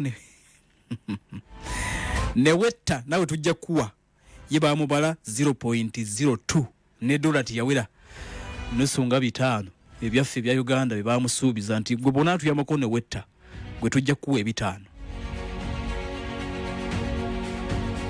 Kati obupapula obwo babusuula across eggwanga lya Cuba. Abakola mu gavumenti abatera okutuukako mu State House omukulu bamulyemu olukwe bamutte. Bino atuuliriza bizuulibwa mu mwaka gwa 2017. Operation Bounty teyatambula nga America we baali bagigenderedde yadde ng'ensimbi baali bazitaddewo naye Operation Bounty teyakola. Byonna nteekateeka zaali za kumujjawo. Bakulu mu gavumenti babateerawo akasente nti boolabira ku mukulu motte. Tugenda kuwa ssente kakadde ka $, ababira bakuwadde obuwumbi 3.5. Ataka ebiseera ebyo kaali kayitirivu nnyo 1960 akakadde ka $. Zaali ssente mpitirivu ekyenkanidde awo by then. Naye Operation Bounty nayo teyakola kubanga tewali mu Cuba yasobola kutta Castro. Kitegeeza nti yo nayo baali balina okugita bayiye ekirala. Abamerika ng'ekibalumya omutwe musajja bamuyita Fidel Castro Lozi.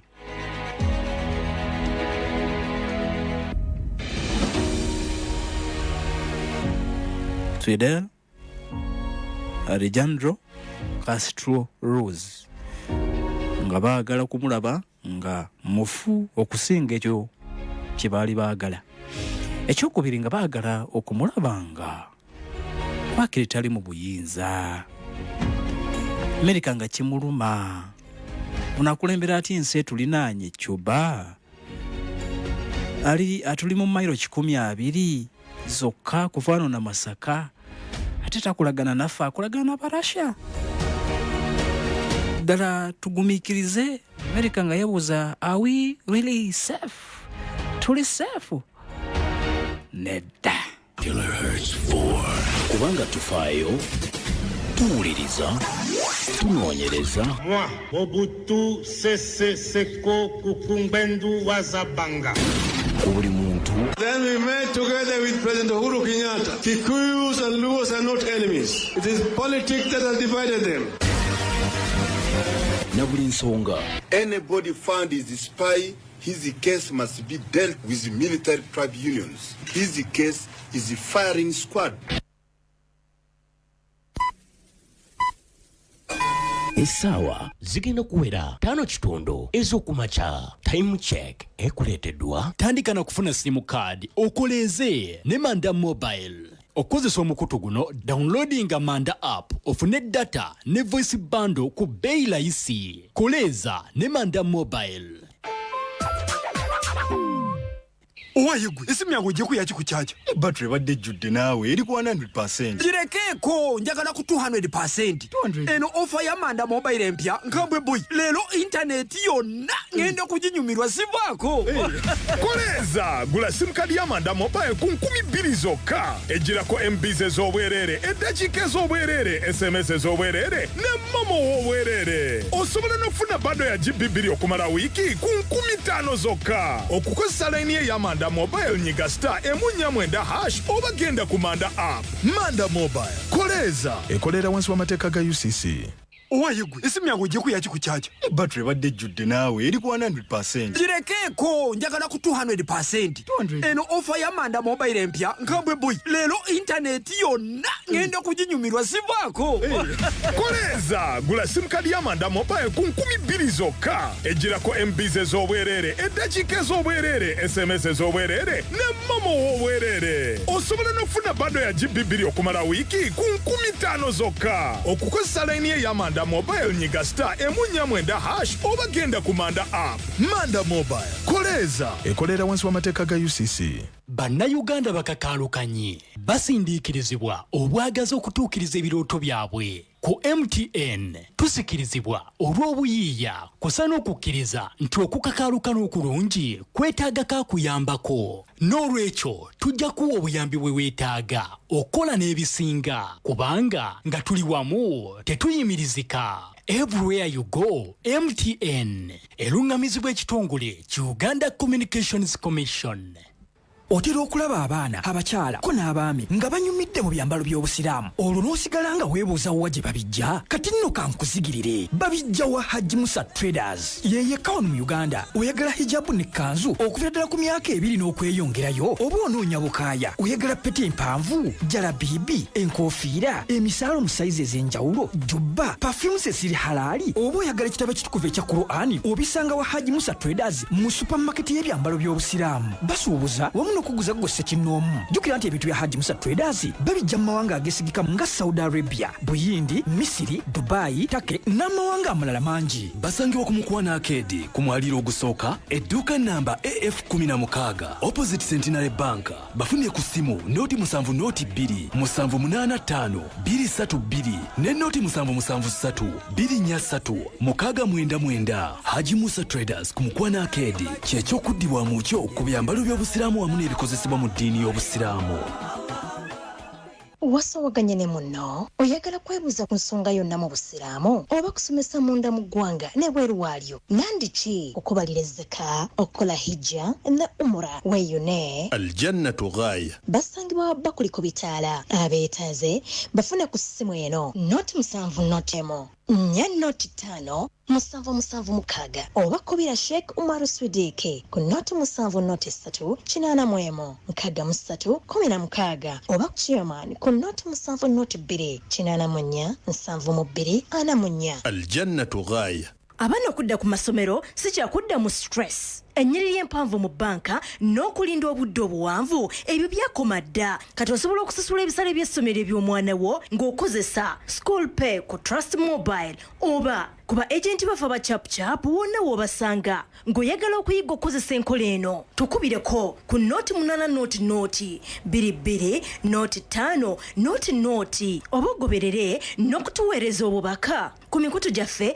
egya social media ku Facebook, Twitter, okumanya ebisingawo. Finance Trust Bank, Putting Women First. Finance Trust Bank, ekubirizibwa banka enkulu eya Uganda. Era nga sente z'oteekayo zikuumibwa Deposit Protection Fund of Uganda okutuuka ddala ku miliyoni 10.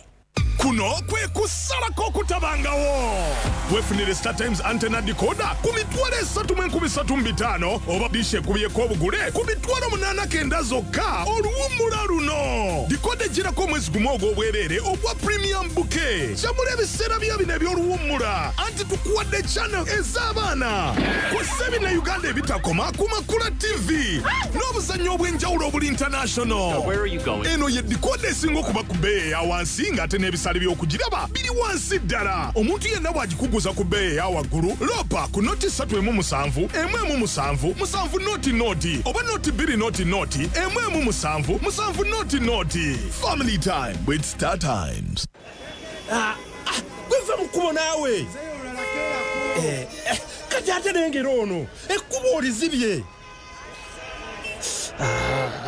Obudde bunkutte. Kati ate laba noono ng'okozesa MTN Momo osobola okuwona akavuyo n'edduka w'okuzza abaana ku ssomero. Weewala akalipagano k'ebidduka ennyiriri empanvu n'okuzunga ng'osasula school fees. Nyiga *655*8 noti hashi oba kozesa Momo app okusasula fees mu ngeri ennyangu eyeesigika ate ey'omulembe. MTN. Enkola n'obukwakulizo bigobererwa. MTN Mobile Money erungamizibwa banka enkulu eya Uganda. Nze Wumalu omuchinjaji asinga mu kibuga osobola okumpita original meatman oba cowboy nga nkozesa MTN nfuna obuwagizi bwe neetaaga okukuza bucha yange. Kati abantu bonna mu kibuga enjala bwe baluma bakubira omusajja omu assistant wange kati alina order 2 ze nnina okukolako. Ziri 2 okukakaluka n'okulungi kwetaagako omuntu akuyambako. N'olwekyo tujja kuteerawo embeera esaanidde osobole okukola ekisinga nga tuli wamu teri kitulema. MTN erungamizibwa ekitongole ki Uganda Communications Commission. Amawulire agakagwawo mu mawulire gaffe leero MTN erongoseza mu daily voice bando zaayo. Kati osobola okukuba ku mikutu gyonna ku muwendo gwe gumu. Kati osobola okwogera ne Goleti Kasobe, Amos Embalala, Obi Ekkulu ne Isime Jinja ku bando y'emu. Ababaddewo bagamba nti kino tebakirabangako. Nyigabonyeze *2 oba kozesa My MTN app okuteekako MTN daily voice bundles. Sigala ku mukutu osobola okufuna amawulire amanyuvu okuva mu MTN kubanga nga tuli wamu tewali kitulema. MTN. Enkola n'obukwakulizo bigobererwa. MTN erungamizibwa Uganda Communications Commission. Tuli mu program ALIPOOTA namutayika onakuno olw'Sande. Yenza omukugulu kungunuhu ku YouTube gye tuli Pal FM News. Era program nga zino obwanga wagisubiddwa zonna eza Pal ogenda no mukadde kakeddembe n'owuliriza bibaayo. Weebale nnyo okutuuliriza n'okutugoberera. Kale nno tuzze n'ekitundu ekisembayo. Naage nti buli lwasande tusubwanga emboozi bwe ziti. Oyinza oziyita modro zamaani ebyemabega eri ng'ogyeko bino ebipya bye tukubuulira nti Ukraine ate bamutwala nti ate bomu egudde wano tujja kusikanga mu kwemabega okusinga. Naye tuli mu nkwe za mu America bakola buli kimu. Ennaku zino abaana ba social media mwina engombe egamba nti ofa kino ensi. Muli kikugira mu kaseera kano ng'owulidde bino bye nkubuulidde nti ddala America yali afaaki n'ensi baali bafaaki n'akasajja. So nga baali nno bazirina ate ezimu zaali nkulu ku bo. Kati byonna tuwuliriza bigaana nsembye kubuulira kibadde ki. Bayiye ekirala baga nti kakati bannansi tubateeddewo akasimbi mutuyambe mugire naye kigaana. Abamerika atuuliriza CIA, State Department ne Department of Defense ne bakizuula nti mu bulamu bwa Fidel Castro yali musajja wa kasegereeti nnyo ayagala sigala ng'obulamu bwe. Ne bagamba okay, katutuule tulabe tusobola okumutta nga tuyita mu kasigala. olupapula lw'amawulire olumu mu New York 1967 ne babako omusirikale omu gwe baatuukirira mu poliisi y'eggwanga lya Amerika mu biseera ebyo nga baagala ono bamuwe mission y'okutambuza akasegereeti owulira amawanga atambuze akasegereeti kasigala mu ngeri nga yakyama nnyo alinnye nako ave mu Amerika akatwale on a secret mission akatwale paka mu Cuba atamaking sure nti omukulu kakola ki kamutuukako. Aba CIA bagenda mu zilabalatulizi zaabwe lab baagala bakole kasigala ate nga munwe nga mutono nga bwe gutera okubeera wabula nga kali packed with enough explosives to take his head off. Tebeza kasigala bwe katinga bwo kamanyi oyinza okuba tokanywa naye ng'obwakiri wali okalabyeko nga ba ne bayiya bakateekemu explosives bomb ebitulika byonna olunaakamu atumya akabiriiti olunatumya akabiriiti bw'ati akateeke ku mumwanga eyo mission yaliwo nga baagala bakole sigala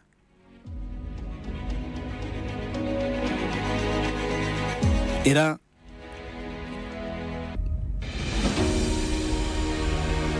mu myaka egyo CIA bayiiya ng'oggyeko mission eyo ey'okutuukirira omusirikale baali baatandika dde okukola bokisi za sigala baamanya nti omukulu anywa sigala bw'ati tujjamu mutuusaako bw'ati kasaana alaba bokisi nga yeyo yanywa bulijjo ajja kulowooza nti yo ffe tugende tumubalule bakola intelligence buli kimu bakitegeera naye Katonda yali ku sayidi ya Castro tekyatuuka. Omanyi amawanga agabiri mu bya intelligence that is Israel ne America bakugu nnyo bakwetoloola bagenda okutuukako nga buli kimu bakimanyi nga boolaba yadde tebyabatambulira bulungi yadde nga mission bagimaliriza America no Abaisirairi baali bajja wano Entebbe mu 76 baatuuka n'okukola emmotoka ezifaanana eza Idi Amin mu yali atambulira era okuyita ku road block okuyingira ku airport Entebbe mukola mission yaabwe y'okununula abawambe baleeta mmotoka nga zifaanana eza Amin. Kati amawanga agakuze mu mbeera ya intelligence okubega n'okukola buli kimu basobola okukola buli kimu. Kakati bagezaako okukola segereeti America throughout emyaka egy'enkaaga but it was also a failed attempt. Kyagaana ne baga nti segereeti aganye tuyinza kukola ki ekirala ne bakizuula nti yali awoomerwa nnyo ka ice cream yali musajja wa ka ice nnyo nga kamukolera era yali ayinawo restaurant watera okalya ogenda nalya ka ice cream mu kibuga Havana. America n'ekitegeera nti omukulu ayina walya ka ice cream era batekinga advantage ne bagamba nti katuyina kunoonya weyita wakalya nga baagala bagende maaso okuba nti bateekamu akatwa era bano beeyambisa bibinja by'abamafiya bamaking sure nti bafuna omwana omuwaakiri omuwala abaali bamusaavinga bakateekemu akatwa.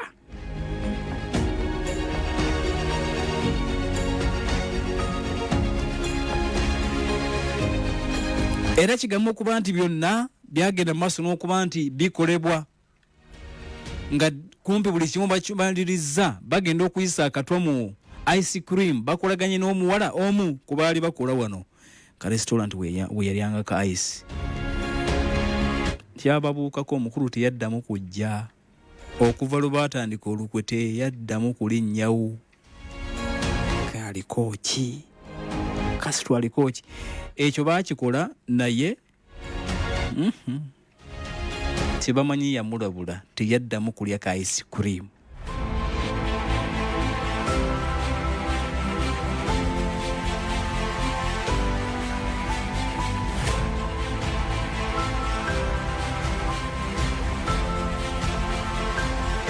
Kati bagezaako okumukolera diving suit nga bwe nkugambyeko ku luno baali nga baagala bamukolere ka diving suit ke yali awugiramu. By the way, bw'aba weetegereza waliwo ekintu ekiri embeera eziri common kuba kulembeza batwalibwa okuba bannakyemalira. Embeera eziri common ku bo balina ebintu bye batera okukola nga oluusi ate bano abakulembeza abatatwalibwa tubayite bannademokrati nga bo tebabikola. Olumu ogenda ogamba nti ate bano babanditidde nnyo, bali ate oba tebatya nnyo. Kyengezako kugamba kiikino, Idi Amin bono yavuganga akagaali mu kibuga Kampala ku nguudo. Idi Amin ng'agenda mu jimu waliyo ebikonde. Idi Amin ng'awuga president oba bakakasanga batya security ye ng'olunda abantu. Mu ggwanga lya Russia mirundi mingi Putin tumulaba ng'awuga, ayagala nnyo naye okuwuga n'okuvuba. Olumu mumulaba nga atadde n'ekifuba ali mu mpale zokka n'agenda ayigga ng'ali n'abantu. Musajja ayagala nnyo omuzannyo gwa judo lwakuba nti bwe yalumba Ukraine ekibiina ekitwala omuzannyo gwa judo mu nsi yonna ne bamugobamu. Kati n'ono yali ayagala nnyo okuwuga ebyo bwe bityo ne bagala tumuyiiza akasuuti kanaawugiramu tumutuukeko naye nga tukataddemu obutwa. Ekyo nakyo baakikola tekaamutuukako. Abo baali bayise mu looya omu mu ggwanga lya Amerika bagende bamutwalira akasuuti akawugirwamu byonna ne bigaana.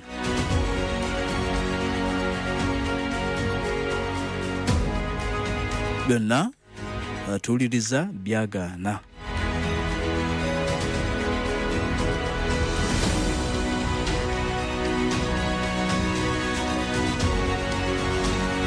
Ne bamanya nti kale bwe bange suuti eganye sigala aganye naye ate awandiika. Ne balengerawo opportunity endala okumumaliriza nga nti kakati katuyiye tumukolereyo ka peeni akawandiiso pen.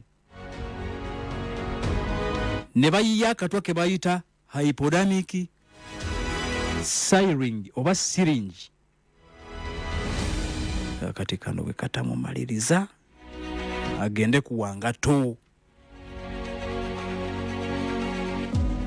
Nga bw'ogitunulira bw'oti atuuliriza olaba pen naye ng'erimu hypodermic needle. Ngeri so fine nga tasobola kukyetegereza nti pen eri injected with extremely potent poison katwa. Byonna babikola.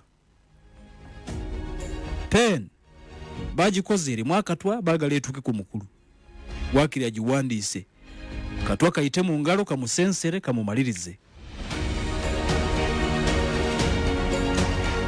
Njagala kusinzirawo n'okutegeeza nti ekyo nakyo kyagaana tekyakola. Pen teyamutuukako.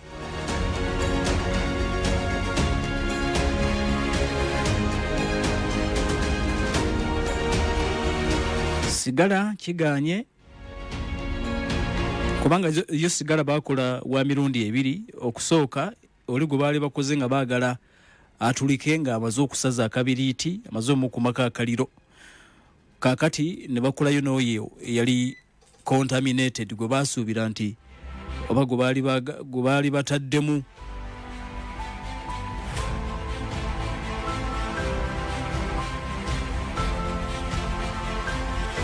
Waliwo ekirungo kye bayita botuline toxin eyo gye baateekamu ga nti yo yali tejja kumuttirawo, yali yakulabika nti emumaliriza mpola bottling nako katwa ako nako bakateeka mu sigala naye tekyatuuka.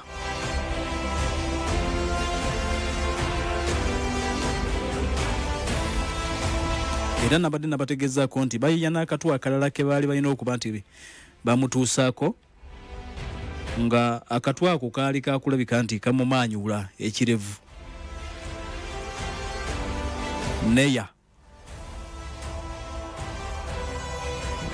ekirungo ekyo kye bayita neya chemical product neya, era nayo baali bajja kugiyisa mu segereeti ekirungo ekyo, naye nga kyo kiruubirirwa ekikulu awo kwali kumumaanyula kirevu yenna amaanyuke aswale. Then bamukolera akatambawaala handkerchief akatambaala nga nako bakataddemu eddedire bacteria CIA. Abola balina ziraabu bakola buli lunaku.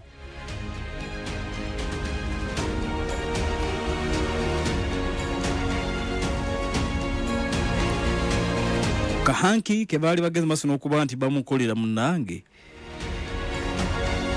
era nako tekatambula tekamutuukako Castro Katonda ayongera omubikkako akasubi. Then ekirala kyenyinza okugamba ye milkshake gye bagenda maaso n'okuba nti bamukolera okusinziira ku Escalante omu ku bali mu bino byonna ku ludda olwa CIA agamba nti CIA ever came to killing Castro. Wano we baasinga nti okumusemberera gwali mwaka gwa 1963 nga baagala freezer ye bakulaganye ne waiter kibuga ekiyitibwa Havana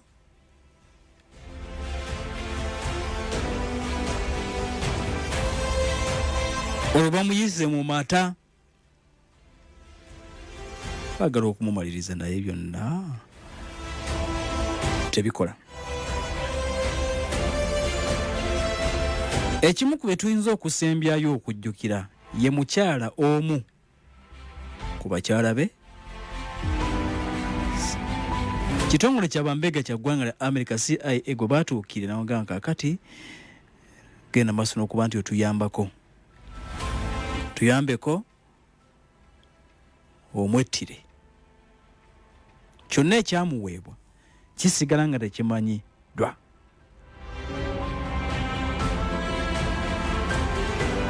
Naye akawunti ez'enjawulo ziraga nti mukyala we atuuka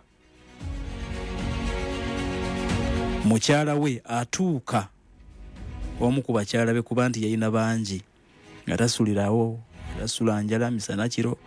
Akawunti ezimu nga ziga nti ku makya misana kiro ng'abeerawo awo n'akakyala. Obu yali abwagala nnyo nti ekitongole kino ekyabambega batuuka atuliriza okukozesa omukyala era baba bali mu kisenge ekimu ne Castro omukyala jayo emondo amukube naye yalemererwa. Ekisirava gwe baali bayita Marita Lorenzi baali basinkana ne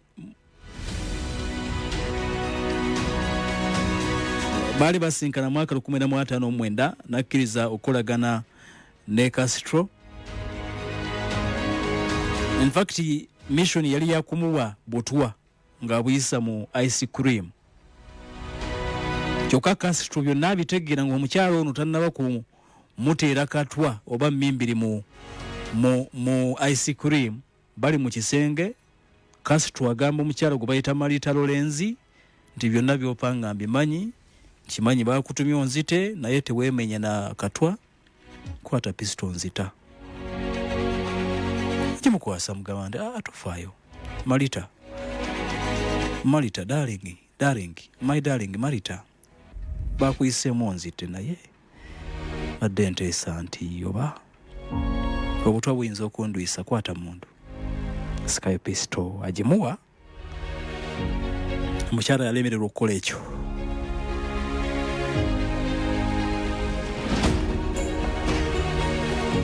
byonna tuwuliriza bigaana. Operation Mongoose bagenda maaso n'okuba nti atuliza nayo bagitongoza terrorist attacks. Kati wano America n'ab'ensonyi agamba nti bwe kiba kyetaagisa kumutta bo bali batuyita batujju batuyite batongoza Operation Mongoose. Basinzire Miami, Florida bagende balumbe oba unaye banaamusanga batemutte. Secret program against Cuba okujjawo obukulembeze w'abakomunisiti obwaliwo mu kaseera ako.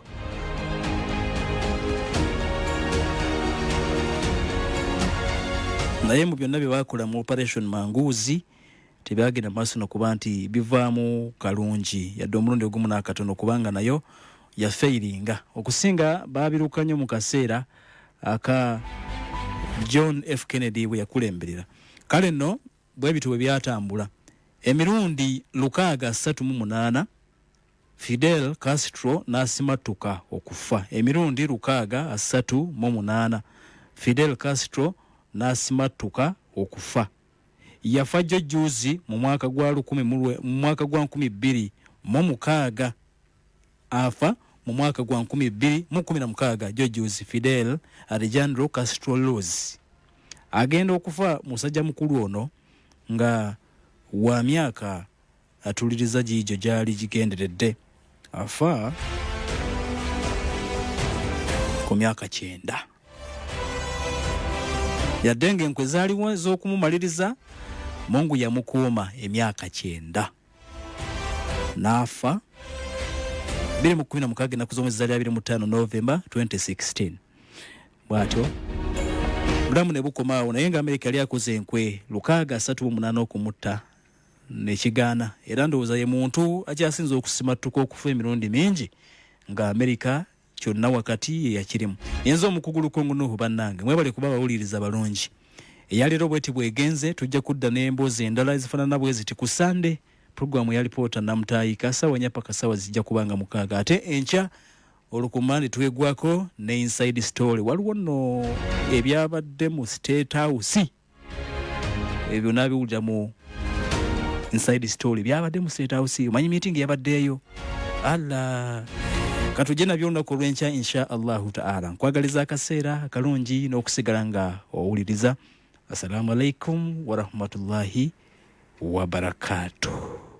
Kilohertz 4 kubanga tufayo tuwuliriza tunoonyereza. Moi Mobutu Sese Seko Kukumbwendu Wazabanga.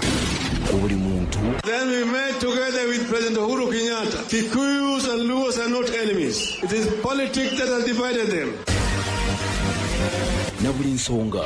Anybody found is a spy, his case must be dealt with military tribunals. His case is a firing squad.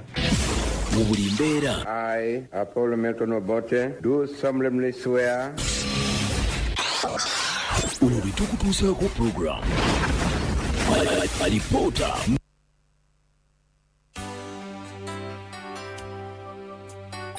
Mukwano wange eno saati ng'eyakayagana ate ewunya bulungi kakodyo ki? tewali kakodyo hani kyamagero kyamagero mu ngalo zo? nedda nedda